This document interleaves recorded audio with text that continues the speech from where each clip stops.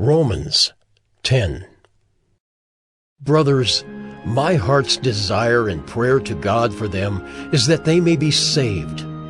For I bear them witness that they have a zeal for God, but not according to knowledge. For being ignorant of the righteousness of God and seeking to establish their own, they did not submit to God's righteousness. For Christ is the end of the law for righteousness to everyone who believes.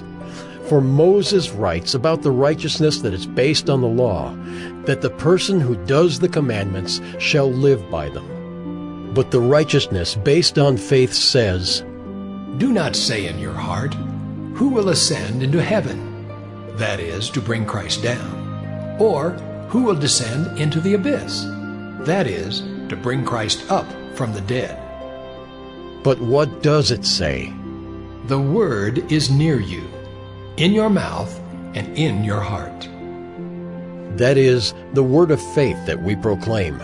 Because if you confess with your mouth that Jesus is Lord and believe in your heart that God raised him from the dead, you will be saved.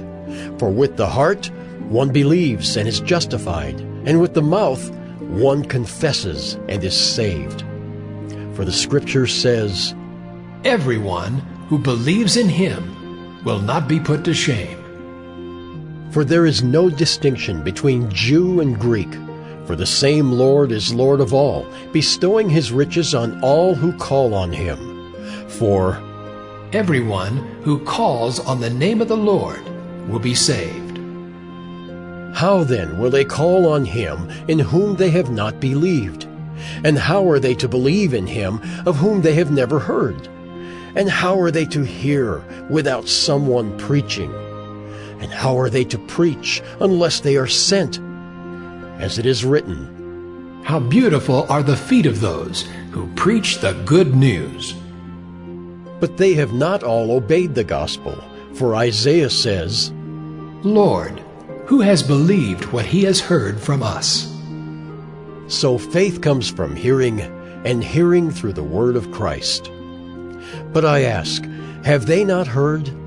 Indeed they have, for their voice has gone out to all the earth, and their words to the ends of the world. But I ask, did Israel not understand? First Moses says, "I will make you jealous of those who are not a nation. With a foolish nation I will make you angry." Then Isaiah is so bold as to say, "I have been found by those who did not seek me. I have shown myself to those who did not ask for me." But of Israel he says, "All day long I have held out my hands to a disobedient and contrary people.